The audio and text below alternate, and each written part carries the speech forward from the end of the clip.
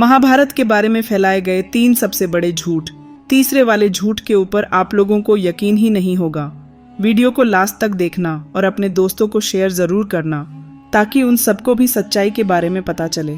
महाभारत के ऊपर आज तक कई सारी सीरियलें बन चुकी हैं, परंतु सारे सीरियलों में आपको महाभारत में हुए असल घटनाओं के जगह कई काल्पनिक घटनाएं दिखाई जाती हैं। उनमें से 3 ऐसी घटनाएं जिसका वर्णन महाभारत ग्रंथ में तो है, परंतु टीवी सीरियलों में ये आपको नहीं दिखाया जाता है। झूठ नंबर 1, गुरु द्रोणाचार्य ने कर्ण को शिक्षा देने से मना कर दिया था क्योंकि कर्ण एक नीची जाति का था। परंतु इस गुरुकुल में राजपुत्र और क्षत्रियों के अतिरिक्त किसी और को शिक्षा नहीं दी जा सकती और तुम्हारा पुत्र कर्ण इन दोनों कसौटियों पे खरा नहीं होता। जबकि ठीक इसके विपरीत अगर हम महाभारत ग्रंथ के आधार पर देखें तो उसमें साफ साफ इस बात का उल्लेख मिलता है कि गुरु द्रोणाचार्य ने कर्ण को भी अपने शिष्य के रूप में स्वीकार किया था।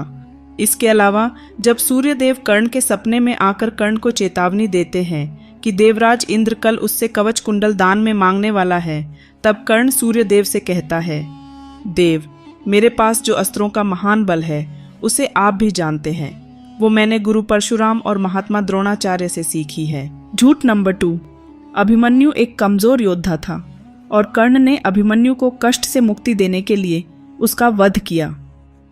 अब हम महाभारत के आधार पर देखते हैं। महाराज धृतराष्ट्र संजय से कहते हैं, तुम बता रहे हो अकेले महावीर अभिमन्यु का बहुत से योद्धाओं के साथ अत्यंत भयंकर युद्ध हुआ और उसमें विजय उसकी हुई। सुभद्रा कुमार का यह पराक्रम आश्चर्यजनक है, सहसा इस पर विश्वास नहीं हो रहा, परंतु जिन लोगों का धर्म ही आश्रय है उन लोगों के लिए ये कोई अद्भुत बात नहीं है।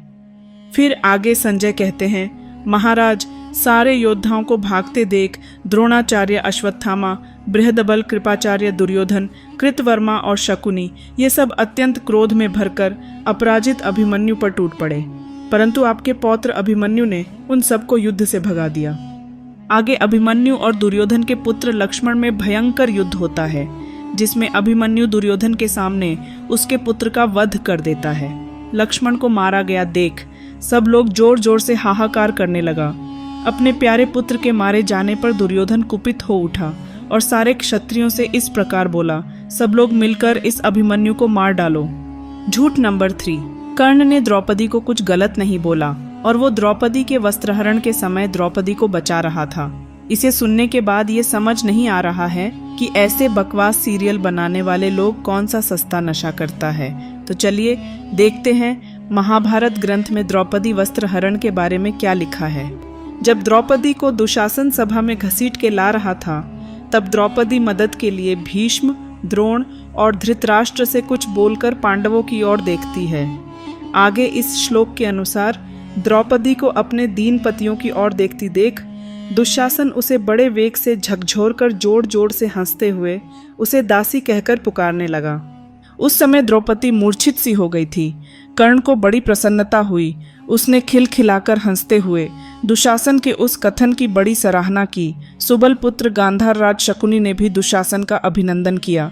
नेक्स्ट प्रूफ, जब विकर्ण जो दुर्योधन का छोटा भाई था उसने इसका विरोध किया, वो द्रौपदी को हारी हुई नहीं मानता था क्योंकि शकुनी ने छल किया था। तब कर्ण गुस्से में बहुत कुछ बोलने के बाद ये बोलता है जो इस प्रकार है, यदि तुम्हारी यह राय है कि एक वस्त्रा द्रौपदी को इस सभा में अधर्म पूर्वक लाया गया है तो मेरी ये बातें सुनो।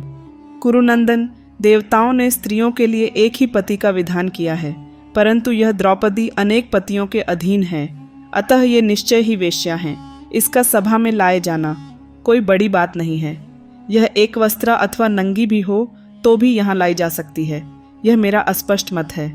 इन पांडवों के पास जो कुछ भी धन है, जो यह द्रौपदी है तथा जो यह पांडव है, इन सबको सुबल पुत्र शकुनी ने जुए में धर्म पूर्वक जीत लिया है। दुशासन, यह विकर्ण अत्यंत मूढ़ है और विद्वानों सी बातें बनाता है। तुम पांडवों के और द्रौपदी के वस्त्र उतार लो। महाभारत या किसी भी धार्मिक ग्रंथ के ऊपर बनने वाली फर्जी सीरियलों पर बैन लगना चाहिए, क्योंकि यह लोग हमारे सनातन धर्म के धार्मिक ग्रंथों को तोड़ मरोड़ कर दिखा रहा है। वीडियो में दी गई जानकारी अच्छी लगी हो तो चैनल को सब्सक्राइब जरूर कर दें।